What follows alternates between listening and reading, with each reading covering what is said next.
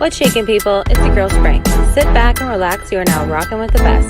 If you enjoy the content, make sure you hit that like button, leave a comment, and share the video. It's an easy way to help the squad grow and give you more fire content, shows, and events. This is your DSG brand ambassador Spring, and you know the motto, let the good times roll.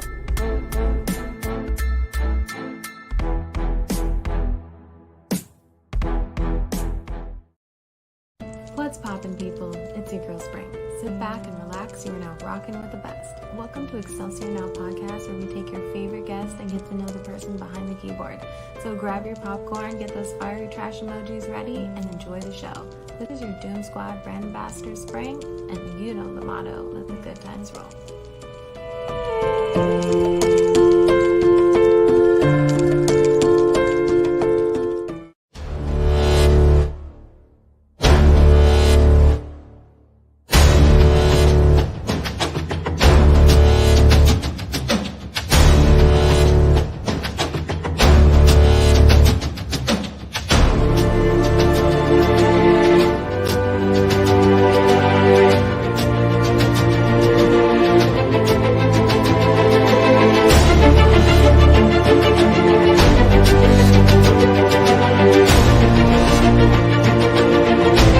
Excelsior Now podcast. Hey, go!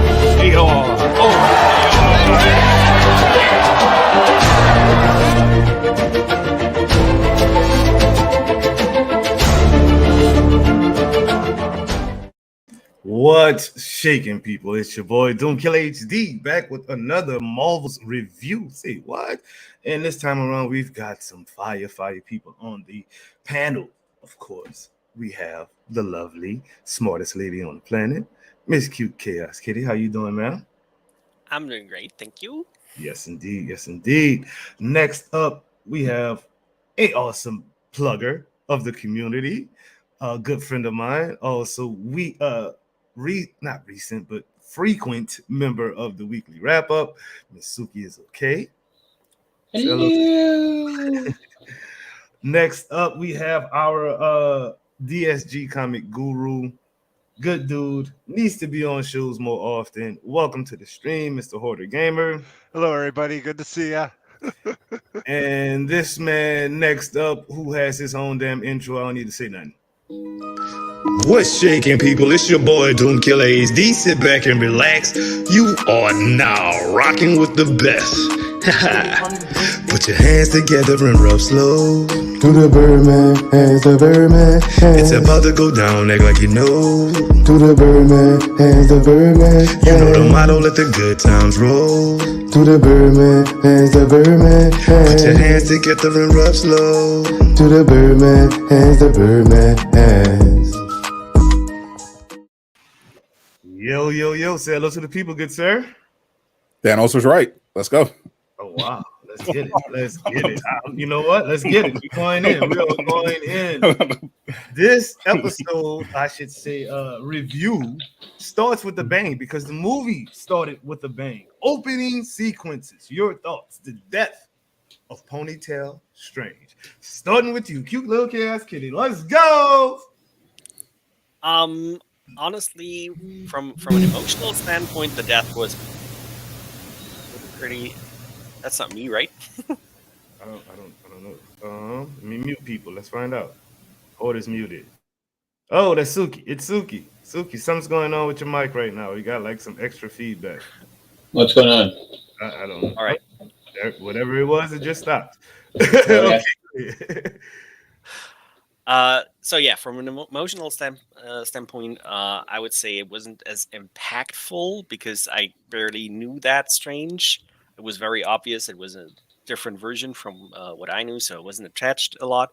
But it definitely helped, like, setting the tone for the movie. You could expect some death, and also the stakes were pretty high. You know, you weren't quite sure if our Doctor Strange would also make it out alive in the end.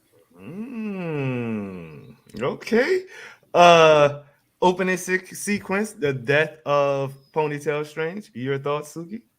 I'm with Kitty. Like, I didn't really feel much for the death. I was like, oh, okay, yeah, this this other Strange is dying. That's fine. And I mean, it did a good job of setting up for later, like how different our Strange is from that one. And it also set up the entire theme of it, which is like Strange is always going to make that one call that matters. And so, but as far as like, oh no, Strange is dead, like I don't think I felt that way at all. Okay. Sadat? I thought it was one of the cooler looking opening sequences we've had in an MCU film. Looked absolutely fantastic. Great effects. Incredibly stupid plot wise. we can break down how just dumb that scene was, especially the more you learn about the movie later on. That whole sequence is completely ridiculous and nonsensical the more you learn about the film. But in terms of, it being cool, it's cool. Obviously I didn't feel anything for Strange because I knew that version for like 2 minutes. So I was like, okay. Oh, he's going to kill a teenage girl. Oh, that sucks. Wow. Really, like, wow. Hoarder, your thoughts on that opening sequence and the death of Ponytail Strange, good sir? So it's powerful and it drags you in right away. That part's good. But piggybacking off what Sadat said, I felt nothing for America Chavez. We know nothing about her. We just know she's some teenage girl. And for some reason, Strange is possibly going to kill her. There's no background there. And that was actually one of the issues I had throughout the entire movie was how they dealt with America Chavez. Okay, well, that works for the next question, which is, you didn't answer in the first question, but we'll talk about it now in the second question. Your thoughts on America Chavez, her introduction, not the end of the movie, but the introduction of America Chavez. And since you kind of skipped ahead, Hoarder, let's start with you, bro. Okay. Yeah, I just felt that there's not much there, like, why do you connect with her? Why do you care a lot about her?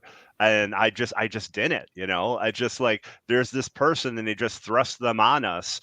It would be different when you have an opening like that with established characters. That's different. You like feel these characters, you understand these characters. Obviously you don't want Strange just killing some random teenager, but it's like I felt I needed more there. Okay. Sadat the Gamer? Well, there really wasn't much difference between the introduction of Chavez and the end for Chavez. I feel like I didn't dislike her character. I thought the actors did a decent job, especially considering she's working with, A-listers here. Right. But I feel like the movie didn't really give us a reason to care about America Chavez beyond the fact that she's the key to everything. It's just we don't really understand, her motivations, who she really is, what drives her. She's just the plot device. Suki, hot take queen, let's get it. Like you said, America Chavez didn't really feel like a character. She felt like the MacGuffin that they were all after. All we got about her was that one little scene where it's like, oh look, my two moms. Like that's the deepest we got into her character. Right. Okay. And she's really afraid of beasts. Even that kind of felt like just out of place, like there, just so they can be like, hey, look, she has a character. She's not just an object. We promise. It felt like she was just a MacGuffin there to make the story work, and that's it. Okay, Kitty, would you like to follow up? Yeah, I'm definitely gonna follow on all those because I feel the same. I desperately wanted to like America Chavez a lot more than I did, because I think the actress did a good job. She was really giving it her all, but there wasn't much to do for her as far as the script went. So I was disappointed in the end a little bit, but I think we're going to see more of her in the MCU going forward. So hopefully we'll get some more and better insight into her character, and I get to like her a lot more because I think the actress is really great. Say that, man. I liked America. I liked her introduction. I mean, she was a MacGuffin, but her acting skills was so damn good to me that it didn't matter. I enjoyed it anyway. Y'all know I'm easy to please, but yeah, Yep. I mean, I enjoyed it. Christine and Strange No More, The Wedding. What did y'all think about that? Because I mean, I know that was a very, very, very small portion of the movie, but it really set the tone for them to throughout the entire multiverse. So I'm gonna start with you, Kitty. That moment was actually way too short. Mm, They should have mm. explained more what went down in those 5 years than just addressing, okay, you were gone 5 years, I went on, deal with it. I would have loved to see at least a little bit more of Strange actually dealing with that, so I get a bit Mm. more insight. And yeah, it was that moment was just lacking. I mean, it was all understandable, but Mhm. didn't really make a lot of sense until a bit later on in the movie. Okay. Suki, your thoughts? I think like Kitty, for as important as they wanted it to be, and they showed throughout the movie for it to be very, very important, they did not do a very good job of setting all that up. Like it felt very short. That was one of the points where my son looks at me and goes, "Who's that person supposed to be?" He didn't know her. He didn't know who it was. It was like no one cared. Okay. Sadat, The Wedding. I think it could have been amazing sequence for the movie, but the problem, and it ended up just underscoring one of the probably bigger flaws with Multiverse of Madness, is that they kind of decided to sacrifice character development and emotional stakes with for action and one-liners. You know, Doctor, you know, this is the first time we've seen Strange and Christine interacting all this time. We know a lot happened during that blip. You know, they had, you know, Wong became Sorcerer Supreme. You know, now we find out Christine's getting married to some guy. Mhm. And then her and Strange have this, you know, really nice emotional moment that instead of just letting it build, it's just like, oh, let's make a joke about how my husband's a fan, and oh, time for a giant monster. Let's get out. You know, don't feel anything. It's like, Don't feel anything. I like that. I felt like it was a missed opportunity. Hoarder, finish this up, good sir. Yeah, it felt rushed to me. It felt like what they were trying to get across didn't quite happen. And like, yeah, a lot of stuff is just sort of like glazed over. Like, oh, Steven's life is terrible, and it's even worse now. It's like, okay, you know, I didn't think that the wedding scene was that good.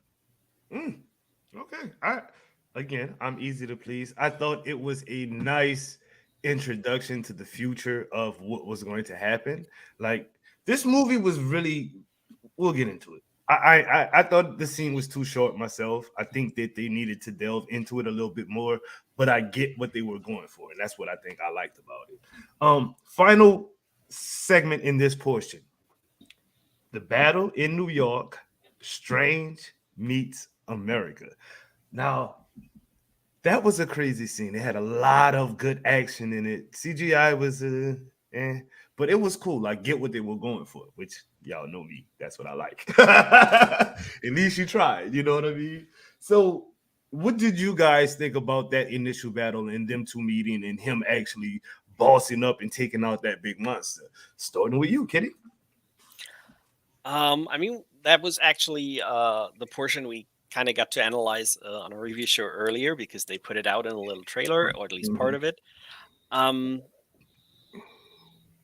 It was okay, I think, a bit too drawn out actually, because basically the battle already seemed over when Strange had the monster in his hold when it grabbed the bus and all that, but it kept going and going.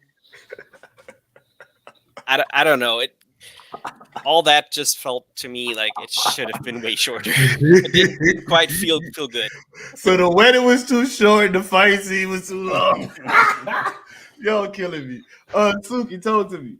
I mean, I think it was probably some of the best Strange action we've gotten in a while, because we don't really get much from Strange other than him like holding back a giant wave or something like that. So we got to see some actual magic outside of like him doing like, I think he did a whip in the first one, and that was about it. So it was cool to get to see like Doctor Strange strange it up, I guess you could say. And but like the whole time, I love America Chavez. So the whole time, like she's this damsel in distress. I'm like, no. But like I get it. Again, she's the MacGuffin. She hasn't opened her powers. I get that. I understand that. But it did kind of irk me to see her suffering like that. Yeah. Me and Kitty had a theory that she was just playing coy. Yeah, she wasn't. So Doc, go ahead and talk to me, bro. It was a very cool looking and also very stupid fight sequence that made Doctor Strange look completely incompetent. Like America Chavez is being hunted by this tentacle monster, so obviously the first thing you do is run inside of a bus and hide, as you do, and then Doctor Strange is like, "Oh no, I got this. I can disassemble matter and slice this thing in half." I'm like, "Oh shit, Doctor Strange is pretty cool." Oh, that's it. Oh no, he's just going. Oh, you're just going to leave him like that? Oh, okay. And just be distracted and have this conversation. I saw you with a dream. Oh, hold on, I gotta get knocked out so Wong can save me.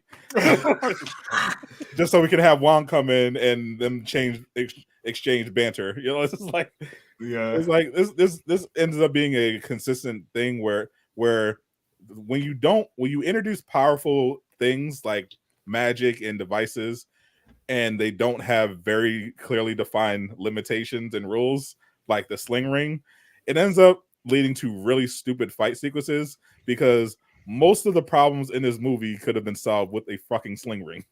And it frustrated me to no end. A freaking sling ring, and it frustrated me to no end. Yeah, I mean, just send it. Yeah, you're right. Everything could have when you think about it.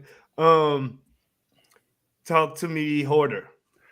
I liked it. I honestly had no problems with it. I thought it was a good length. My favorite part is it basically punctuates the wedding scene, because it's basically why Christine would probably not want to marry Strange, because of what her life would be on the daily of fighting giant monsters and stuff like that. It's like, oh, this is the reason we didn't get together, Stephen. It was kind of like screaming that at the audience, which I liked. Yeah, I thought it was really cool. I was happy to see Wong. I enjoyed the powers. And this scene, I had no issue with the CG. There were some other scenes, but not this one. So I enjoyed it. I like that part. Yeah, okay, Hoarder sounding like me right now. Real quick, let's run some promo and we'll get into Act 2, which is, it gets kind of crazy in Act 2. So let's go ahead and run. How about this? Hey guys, it's Spring, and I've got a question. Do you want to rock with the best? Well, here's how. Hulk smash that join button and become a member of the squad. Members help propel the Doom Squad forward in this process of content creation, live streams, watch parties, community nights, and giveaways. If you're wondering, well, what do I get for helping out DSG? Here's the cool part. Channel members get access to the members-only section of the Doom Squad Gaming Discord, where you get access to playtime with all the members, early access with no ads to Doomkilla's builds, news, and first impression videos, priority replies during live streams, Excelsior Now podcast, the weekly wrap-up, and all live reaction events. One of the coolest benefits to becoming a member is the members-only giveaways. Get access to Marvel's Avengers credits, DSG gear, PlayStation and Xbox gift cards, and more. Join the channel now and become a member of the squad. This is Perry, your Doom Squad Gaming brand ambassador, and as Doom would say, let the good times roll. Yes, indeed. Yes, indeed. Yes, indeed. Let's get right on into it. Act 2. Strange seeks Wanda's help. Now, this part, I'm not gonna lie to you. I mean, I knew that it was, from the trailers and whatnot, that it was kind of a hex, but I didn't expect it to be what it was. You know what I mean? I didn't expect this to go down the way it went down. The plot twist. Wanda is the villain. Let's talk about it. Strange seeks Wanda's help, and it didn't go right. Starting with you, Cute Chaos Kitty. Let's go. I gotta be honest, I was still a little bit surprised at least. Mhm. But that was also because I didn't really watch a lot of trailers. I think I caught the very first one and then like one or two of the shorter snippets they put out a couple days before. So I was still surprised by that because I always thought the Evil Wanda versions were from the multiverse. Yes. Apparently not. It did make a lot of sense though. And I think that's actually the very first thing they got right in this movie, like perfectly right. That was Wanda and the twist, and also her entire speech she gave. That was really on point. Suki, please talk to me. The plot. I mean, I feel that's the definition of that meme. That escalated quickly. It went from I'm going to you to help to I'm the issue, by the way. I bet Strange is really, regretting not asking the Archer for help now, isn't he? Yeah. Mock Hawkeye. But I was also on the fence about the whole Wanda thing because, like, when I saw the trailers, I was like, okay, well, we're gonna have our Wanda because they're not gonna make our Wanda evil. Like, we love our Wanda, so it's gonna be our Wanda. He's gonna approach her. No, that was not the fucking case. Language. Language. Come on, Suki. What the hell? Language. I'm sorry, dude. But that was very much not the case, and it was very much, I've been playing with you the entire time. Would you like me to get serious now? So yeah, it was like the first oh crap moment for the movie for me. Yeah. Thank you, Miss Place. Go ahead, Sindai. So this was the scene where when I started looking at the movie sideways, like, what are we doing here? Come on, guys. Like first of all, I obviously knew I've been saying Wanda was going to be the Vision of Multiverse of Madness since WandaVision. I mean, obvious. She tortured an entire town, and she got a pat on the back as a result of it. No consequences, and then she started diving into the Darkhold at the end of it. So I'm like, oh, the Darkhold is pretty bad. She's probably going to be the villain here. Okay, but when Strange went to meet her, that could have been a very interesting dynamic if they had, taken some, time on the script. Doctor Strange goes in there, kind of suspects that Wanda is up to no good. Wanda is trying to fool Strange. I thought that would have been a cool back and forth battle of minds. And instead, they kind of ended where, oh, Doctor Strange is an idiot. He told Wanda where the MacGuffin is, and Wanda is an idiot who can't lie straight. So here we are, two stupid people trying to trick each other. That scene also revealed the fact that since it was Wanda all along, she somehow had the ability to track America Chavez across the multiverse. I think that was the whole. Remember the scene in the end of WandaVision where she could hear her children or whatnot, and the same little bubble with the different worlds was everywhere. That same bubble is in when she goes into the Darkhold scene at the end where she's sleepwalking or whatever you want to call it, dream walking or whatnot. She dream walks. She can dream walk to her variants, but she can also apparently send monsters across the multiverse and track America wherever she goes.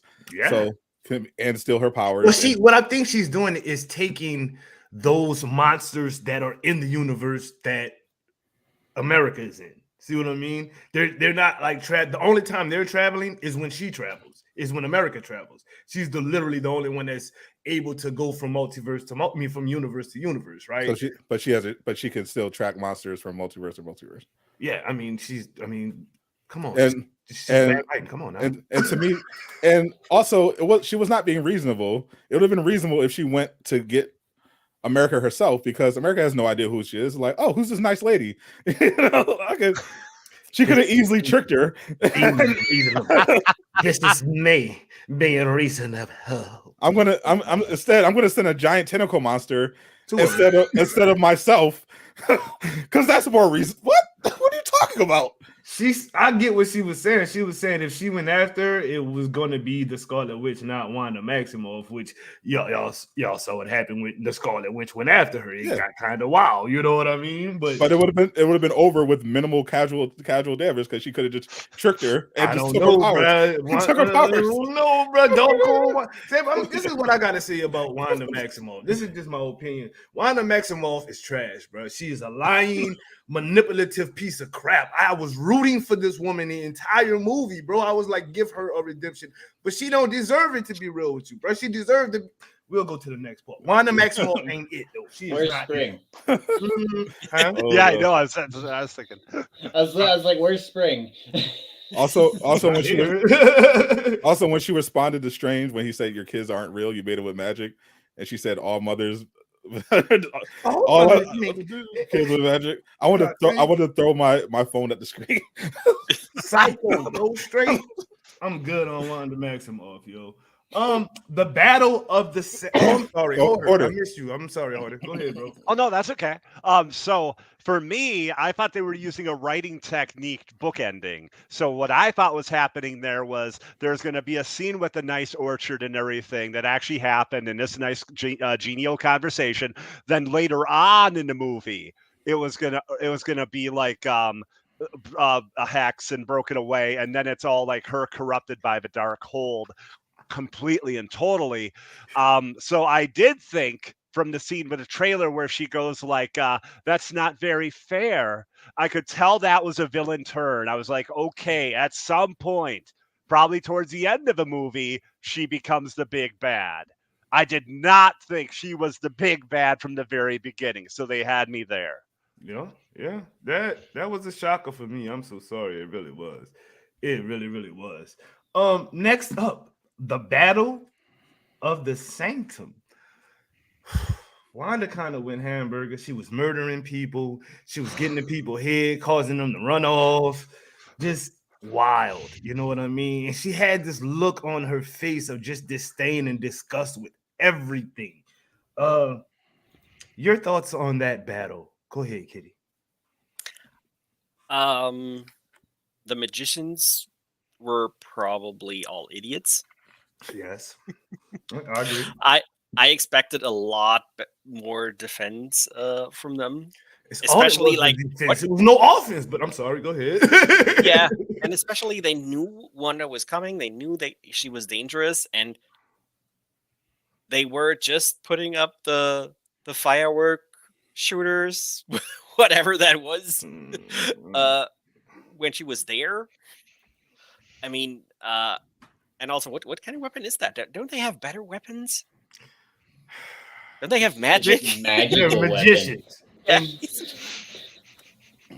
I mean, the only good thing I found out, and what they tried to do, is actually that they tried to tell that their magic is at least different from Wanda's, because she uses witchcraft, and they are sorcerers. There seems to be a difference there. Yeah, the runes, they don't use runes and yada yada, or the way the runes are used are differently. Yeah, it's whatever. They didn't put up a fight to me. But Suki, hello, let's talk. I mean, like I said, like for being this all magical, sacred place, it really wasn't very protected. Also, I love how Strange and Wong just kind of like sat there and like, wow, that's going on. We should do something. No, they got it. They're fine. But also, I guess they have no defense against the ASMR. Is that what happened? Like literally, she just like went behind and goes run, and that was it. One dude knocks. Yeah, that took down the entire defense. Bruh. Sadat the Gamer, speak please, good sir. It's always the Sims. I bet Strange really wish he had the guy with the mohawk, because considering their main offensive attack were arrows. One arrow ended it all. I'm just saying. All right. I'm just saying this. Every time Hawkeye is not around, things go to crap. All Hawkeye had to do was Wanda, chill out. Come on, little sis, you tripping. You think that might have saved? Talk to the people you don't want to talk to, Strange. That kind of Maybe, but, that kind of brings up the larger point of like you felt this because of the scale of this movie, you would expect there to be, I don't know, more like, oh, this is Wanda is a threat to the entire multiverse. She can't be handled. Who we gonna call? Spider-Man? Nah. Ant-Man? Nah. Hawkeye? Nah. Who cares? Bug heroes? Nah. Now we're good. Let's just get Wong and the homies, and we got this. Wong and the homies. We got this. Also, what was the point in putting up this giant magic barrier that could just be broken with her whispering through it? Like what? Like they wasted all that time putting up this anti-magic barrier, and she's like, "Oh, I can just use my mind magic through it." Like they did not do their homework. Wong, you're the never mind. If only they had some kind of magic they could have used to, I don't know, send Wanda to someplace else in the world instantly. You know, and then close the portal when she's halfway through, Or at least Chavez. or Chavez, you know. If only there was some sort of device or spell that could have come in there. Porter, please talk to me, bro, because Sadai's about to make me go hamburger right now. I thought the action was awesome, but I will say one thing. The difference we found out between like Doctor Strange's mystic magic and Wanda's witchcraft is that witchcraft is more efficient and successful. So that's kind of the no difference. Wanda does not just use witchcraft. See, that's why I think a fight between Agatha Harkness versus Doctor Strange would be Doctor Strange all day. But it's the chaos magic, the fact that she can wield spells without doing all of the stuff they got to do. You know what I'm saying? She doesn't need circles. Right. She just throws it out her hand or says it out of her mouth, and it happens. And her powers are completely poorly defined, so she can literally do whatever the plot needs her to do. Exactly. That's like the Force. Yeah, she's basically like a dark god. Matrix. I'm done. Porter, continue, bro. I can't with y'all right now. I like how you saw how like brutal and ruthless she can be. Like that was pretty intense, and I feel that Strange and Wong, yeah, they knew she was coming, but they haven't fought anything quite like this. There were a lot of young magicians there. You have to be battle tested at some point. I felt they were okay field generals, but this is something they're just not used to. How often has there been, since Strange joined, some gigantic, dangerous force coming at them directly, you know? But I did like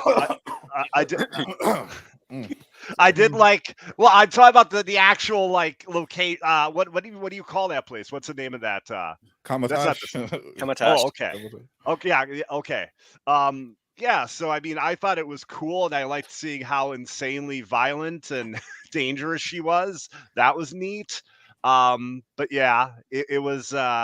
I mean, when you ever a character has magic, you're going to have things that are a bit convenient, you know? No, I hear you. Okay, before we move on to the next session, talk to Spring real quick. FinancialFelons.com is where you can find the latest and exclusive DSG gear from Fire or Trash, Excelsior Now, DSG Team Gear, and more. That's www.financialfelons.com. Make sure to use code DOOM for 15% off. That's code DOOM for 15% off. This is your DSG brand ambassador, Spring, and you know the motto, let the good times roll. All right. Whew, traveling the multiverse. Dimension hopping. Let's just talk about that real quick. We saw some cool dimensions. A comics dimension where everything was comic. A paint they turned into some kind of liquidy form. The kind of abstract art where they were looking like some Van Gogh stuff was going on. And the demon realm as well. What is you guys' thoughts on the dimension hopping? So with you, Kitty? It was just a convenient tool for them to show what was possible, and that no one should rule out anything for the future because they can literally do whatever they want. But it was nothing else. Like just show off what's possible and give people a tease, and that's it. Okay. Suki, you're not there right now, so we'll skip to you, Sadat the Gamer. The dimensions look looked great. It would have been nice if we could explore some of them, except New York in different different multiverses. But it showed what would have been. New York. It showed what would have been possible if they had tried harder. I appreciated it. Also appreciated the brief appearance of the mirror dimension, which was a very powerful tool of imprisoning people that were a problem until Wanda, of course. Hoarder Gamer. I felt that was the first moment where Sam Raimi was able to let, I guess you'd say, his freak flag fly and do his thing. There's a number of those in this movie. I would say that's the first strong one. You could also say the fight in New York, because you have like kind of a Lovecraftian type of monster thing. And the whole thing with the eye is really gross. So yeah, I guess that could be a bit Raimi there too. But this really stood out to me as like some of the crazy stuff he would do in his indie films. Huh. Okay. Suki's back. Suki! Yeah, I spilled my coffee. Sorry. It happens to the best of us. Your thoughts on the dimension traveling? Comics, the paint dimension, abstract art, and demon realm? I thought that was very cool to get to see all the different. I'm sure there's going to be someone that's going to eventually like slow all that down and then dissect and be like, well, this is this universe, this is this universe. And we'll get all that, I'm sure. But like, I wasn't really like paying that much attention to it when it was happening. I was just like, that's cool. Oh, look, comics. That's awesome. Like, I was just kind of like lost in the moment at that time. Okay. Whoo, it gets wild, guys. Wanda versus the Illuminati, 828 Earth. That was crazy to me. They were supposed to be. I mean, when you look at the Illuminati in the comics, they're not like a defending type of group. They're not really going around attacking people. They're literally the decision makers. So for them, supposedly the greatest minds on Earth, 828, to just completely mess everything up. Literally, they were stupid. Oh, you're the threat, Strange. Strange is like, yo, we got an interdimensional being that's coming through here that's gonna wipe everything. No, we can handle your little witch. How did they handle the little witch? Cute little Chaos Kitty. Like, I guess they gave us some Superman vibes, like, oh, we're invincible and we just haven't found a better kryptonite yet.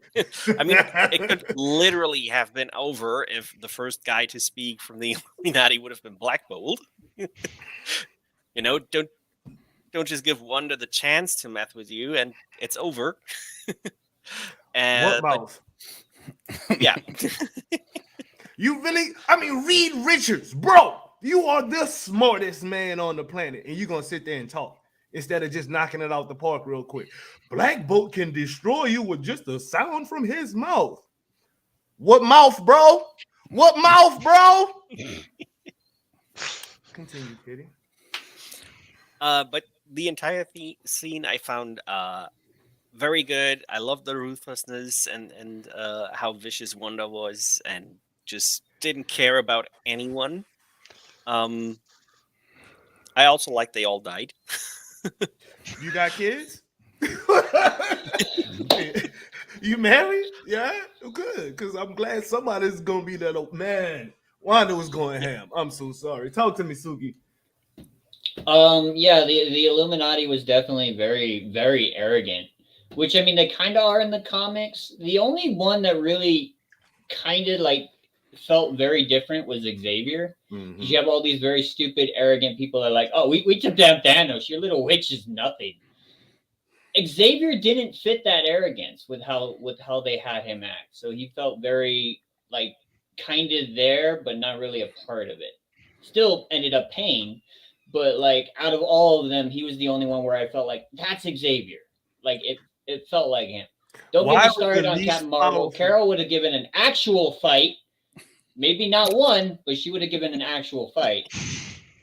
But yeah, so like it was nice to get to see like, oh, your little witch, we don't, and then just immediately like she tears them apart. I wouldn't call it a fight, more of a squash match if you're talking wrestling. Like it was so one-sided. It's But not even can funny. I ask everybody on this panel real quick one question? Why was Captain Carter so over arrogant and overconfident in that? That pissed that me was off. not Peggy Carter. I don't know who the hell that was, but that wasn't Peggy Carter. I I mean, can do this all day, huh? I mean, she has a shield. Why wouldn't she be arrogant? That's what I mean by like they were overly arrogant. You could tell that immediately with how Carter acted, where she was like, "I could do this all day." The day ended pretty quick, didn't Pretty it? fast. I mean, it was a pretty quick day. So talk to me, Sadat. Oh, it would have been nice if Twitter hadn't spoiled this segment for me. Oh no, Oh, I'm sorry. they didn't do that for me. I'm sorry. Unfortunately, my reaction to seeing John Krasinski would have been much better if I hadn't already known he was going to be in this movie.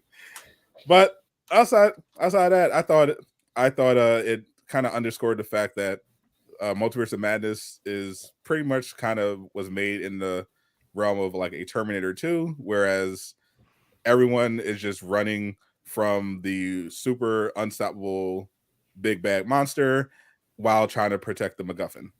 And this whole Illuminati scene just kind of fed into it. Obviously, the reason why they didn't take Wanda particularly seriously is because their universe's version of Wanda is nothing to write home about. She's basically just a mom.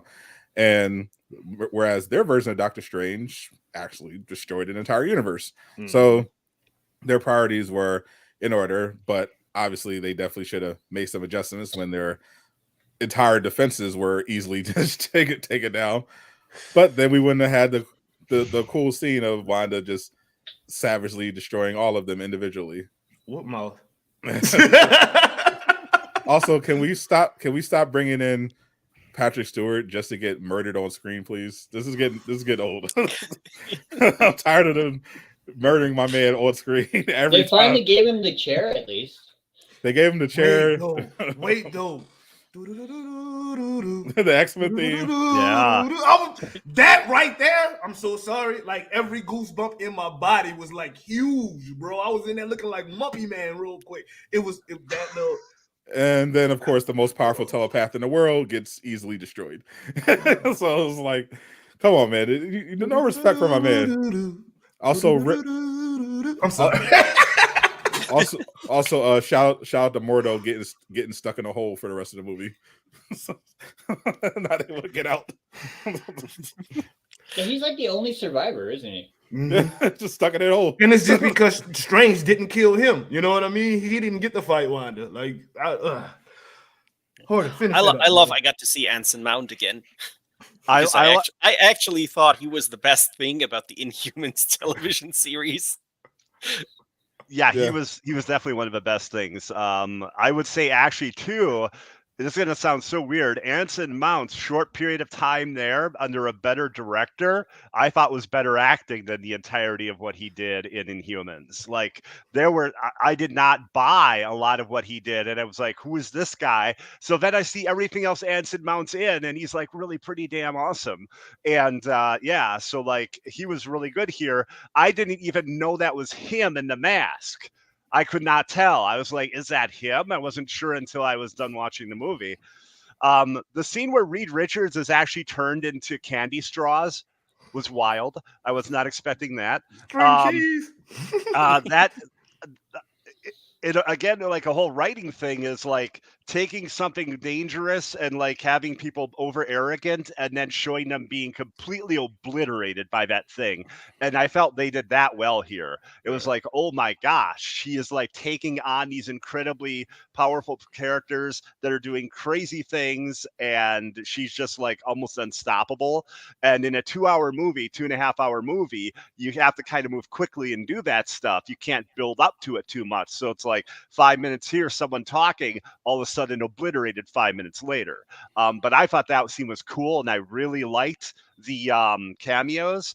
My quick question, does anyone think, though, that that's actually going to be Reed Richards? Or was that just something he did for the fans? 50-50. Yeah, I would say it's something for now, they just did for the fans, because I also believe that John Krasinski wasn't even one day on set. Oh wow. Because when he first appeared, his face looked so CG on that body. I'm sorry. That looked so cheap. And when he was turned into string cheese, it was obviously CG. So why would he have been there even? You know? I mean, really, that's like maybe 10, 20 minutes of talking. You're right. Wow. Okay, last thing in this section for us, the action.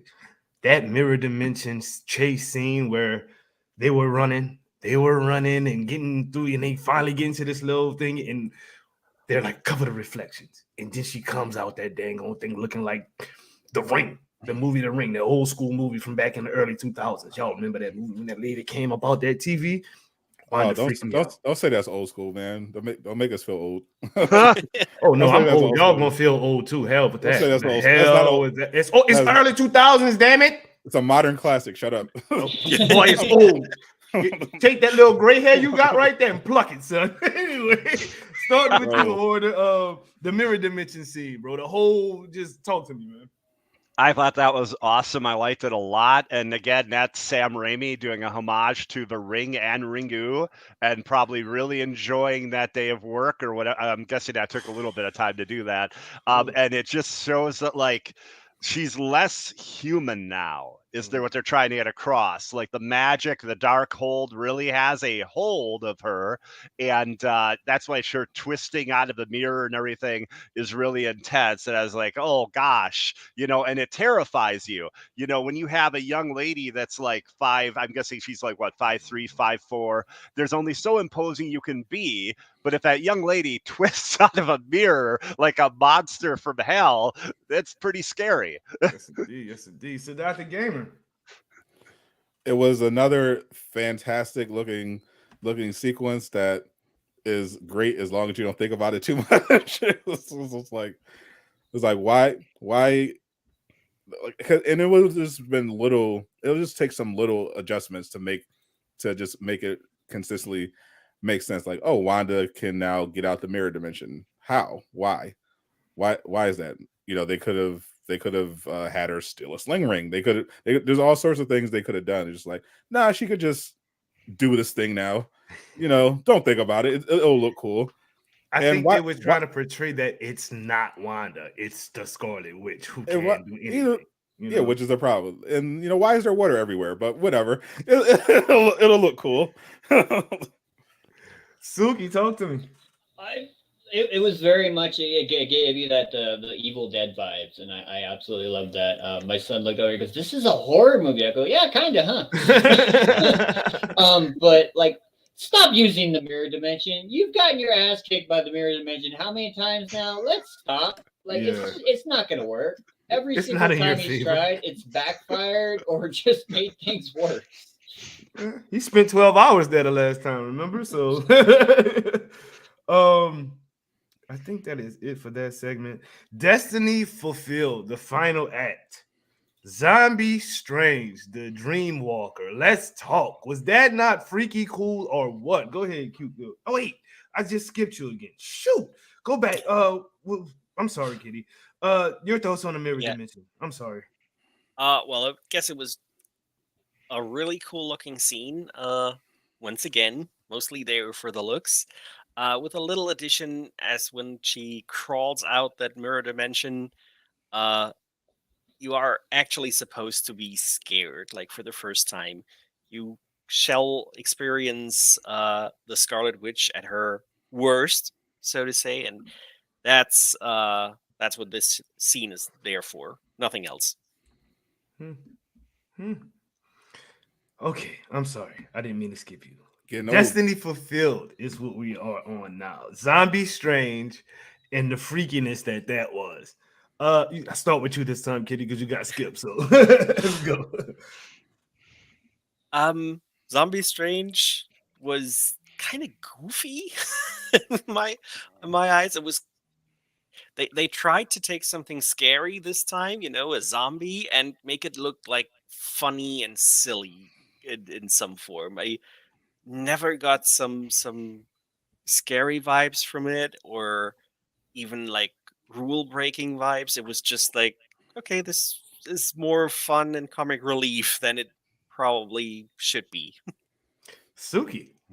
Again, we talked like with the mirror dimension. That was totally like that gave the Evil Dead vibes. That the whole zombie like moving around doing whatever. That I was totally like, okay, this is Evil Dead. This is like I'm seeing Bruce Campbell right now. That's what I'm seeing. Like, so it worked for like it was totally Raimi, completely Raimi. I wasn't expecting to get Zombie Strange that way. Like when we saw it in the trailer, I was like, okay, we're gonna get the zombie dimension. No, we didn't get the zombie dimension. It was literally Zombie Strange. But I thought it worked for what it needed. It was cool to get to see like that battle and to Wanda be like, "You hypocrite," as he's basically fighting fire with fire. So that was cool. But yeah, definitely Evil Dead vibes going on there. So that. Definitely not scary at all, but it was definitely cool seeing undead Doctor Strange flying towards Wanda with a cape made out of the souls of the dead. I mean, that's probably the most metal thing ever done in the MCU. so good job there. I wish this is one time where I wish the fight was dragged out a little longer, where it was just like, oh, this is all this cool build up, like, oh yeah, this is cool, and then it's like, no, it's America Chavez's turn. Okay. I hear you. Talk to me, Hoarder. Absolutely loved it. In fact, I liked the movie. I thought it was pretty cool. And then the final 45 minutes, roughly, Sam Raimi is just able to go and do pretty much what he pleases. The scene where the zombie shows up, they even made it look like a 1950s horror movie, like schlock horror, with like I think there's a lightning bolt. The hand comes out of the ground. Phenomenal. I was right there like, oh my God.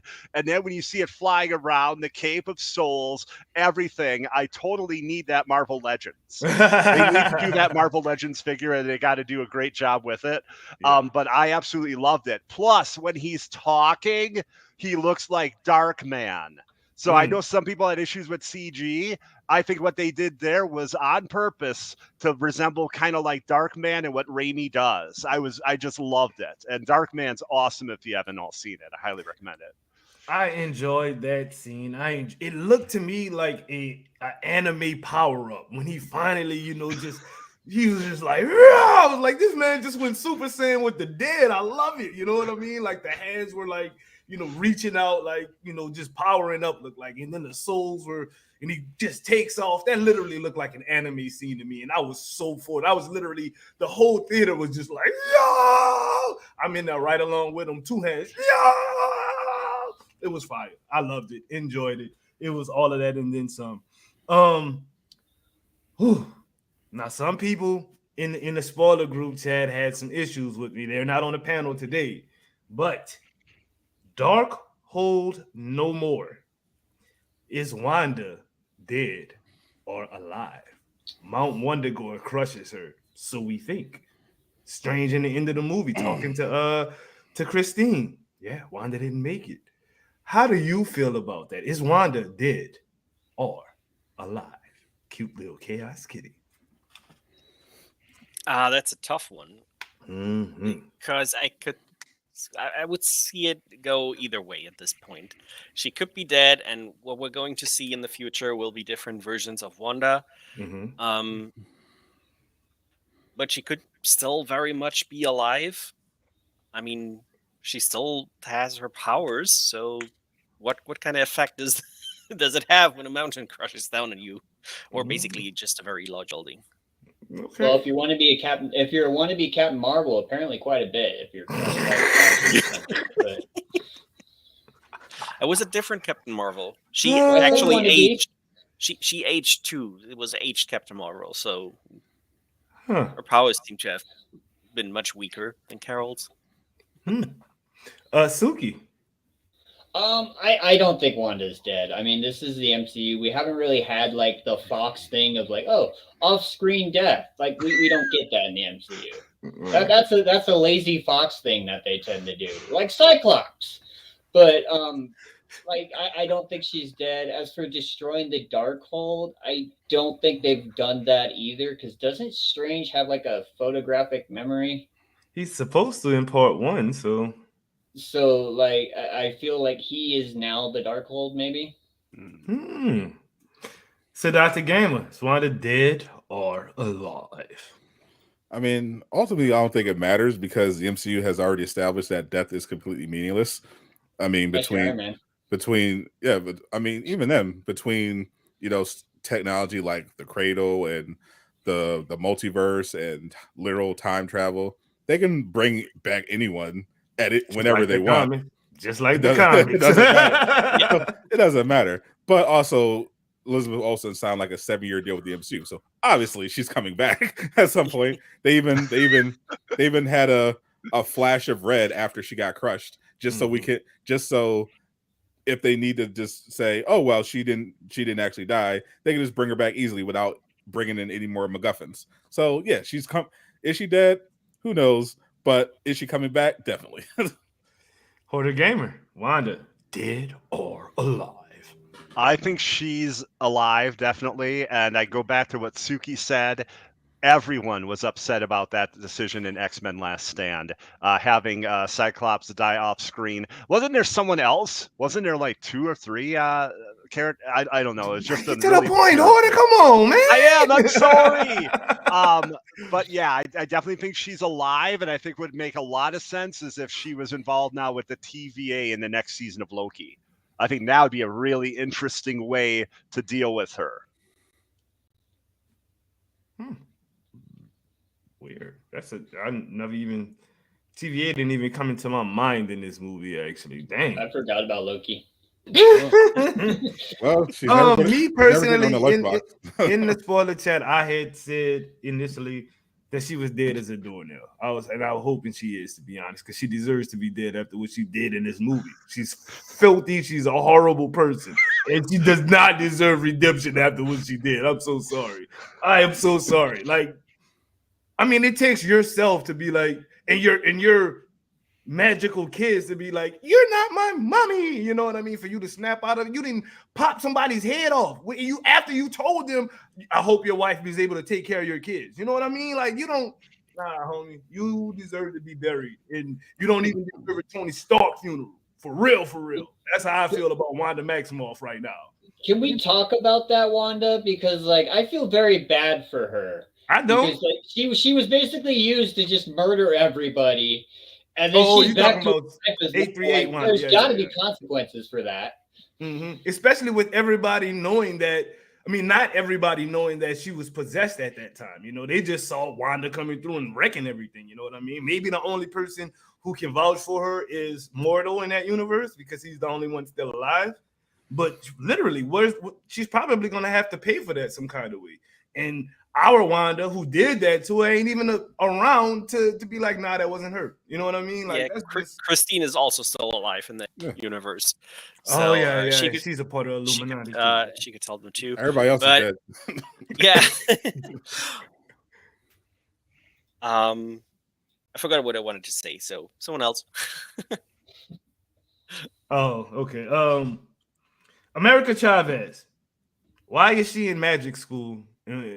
Just can somebody answer that? Why is America Chavez in magic school? I mean, you gotta put her somewhere. So she can tap into it. They thought maybe it could help her tap into her powers and learn them better somehow, I guess. The real question is, why is Ned not in magic school? Because Ned doesn't remember being a magician because that whole situation with Spider-Man is gone. Did he just forget Peter? I think they forget Peter and anything dealing with Peter. Yeah, I think it would have to be everything dealing with. Because the spell warps reality. They said that much. That's why they can still mention Spider-Man. They know Spider-Man exists. They don't know who Spider-Man is, though. And anything that was personal with that they dealt with him. Like, that's why MJ didn't know who the hell Peter Parker was. So anything that happened with her and Peter Parker or Ned and him is literally null and void. So it doesn't even matter at this point. You know what I mean? Wrapping this thing up. Power ranking of the movie. Is it in your top 5? Pretty much. That's what I really need to know. And we'll talk to you first, Kitty. Top 5 MCU movie? No, it's number 6. Okay. Suki is okay. Top 5 MCU movie. Are we talking like MCU in general or just like this phase? MCU from Iron Man to Doctor Strange to. No, it doesn't even crack the top 10 then. No. Damn. Sadat the Gamer, top 5? Initially, I was thinking this might be 5th, but it had me going over all the MCU, and I'm realizing, there's a lot of really mid MCU movies once you exit the top 4 or top 3.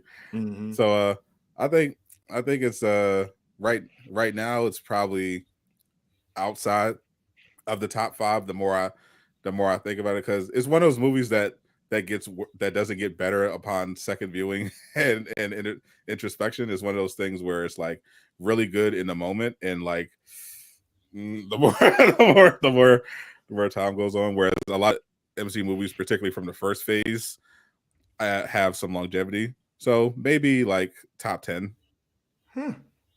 Hoarder Gamer, does it crack the top 5? Not top 5, but definitely in my top 10. I'd say probably about 7 or 8. Yeah, it didn't crack mine either. I thought about it. I mean, there's Winter Soldier, there's Infinity War, there's Iron Man, No Way Home, there's Thor Ragnarok. I have my own problems with No Way Home, but it's still in mine. I'm sorry. The first Avengers. You put Toby in the MCU. That's a wrap for me. You top 5. I don't care how good. Nostalgia bait. Nostalgia bait. Both Guardians, Thor the Ragnarok. I adore those films. I mean, that first Iron Man, I still get goosebumps. Yeah. I'm sorry. Now, this comment got me rolling right now. Actually, I don't think she's dead. She will come back in the end, just to defeat Kang. They will need her powers to unify the universes at the end of Secret Wars to make one timeline again. Is she gonna and that's where when she and that's the moment when she dies and basically redeems herself by sacrificing herself. I could see it. I think she's also going to have a cameo in Agatha's solo series. I hope so. Because she has to free her mind at some point. Otherwise, there's no show unless it's just unless Wong gonna come do it. Wong is in everything. That is a wrap for this show, people. This was a hell of a panel. We're not gonna put nobody on the map because this isn't really a community thing. So, any final thoughts? Actually, I got something y'all can tell the people. Not really tell the people. Do you think people should go see Doctor Strange: Multiverse of Madness if they haven't already? Cute little chaos kitty. Yes, because I think it will be important for the MCU going forward. Suki. I think it's a fun watch. Yeah, you could definitely watch it. Sadat the Gamer. Absolutely, it's fun, and that mid credit scene is going to pop up at some point. Yeah, I don't think there's the end credit scene. I was so mad I stayed for that, boy. I was so mad I stayed for that end credit scene. That was worse than the Spider-Man one with Captain America, the Patience one. Oh, that one pissed me off. You didn't love the Evil Dead shout out? No, I wasted my time. I really did. I was mad as hell, Suki. I was mad as hell. The mid-credit scene, though, Third Eye Strange, along with Clea, going into the multiverse, sets up Secret Wars. We will discuss that on a future panel, definitely. But with all that said, I would say definitely see it, especially if you love Sam Raimi. Harder. Sorry, you definitely have to see it. Doom getting old. I'm old, and I've got a lot on my brain right now, bro. No problem at all. A lot on my brain. I'm so sorry. Or it was like, I'll do it myself. I'm sorry, Hoarder. You know me, bro. I apologize, dog. No problem. With all that said, laissez les bon temps rouler, kitty. Lass die guten Zeiten ruhen. Which means let the good times roll. Peace out, peoples.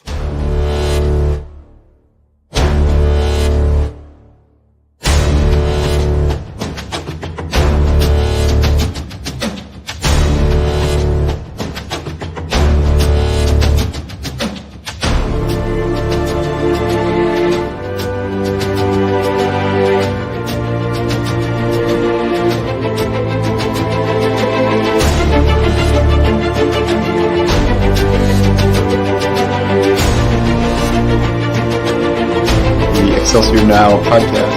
Excelsior!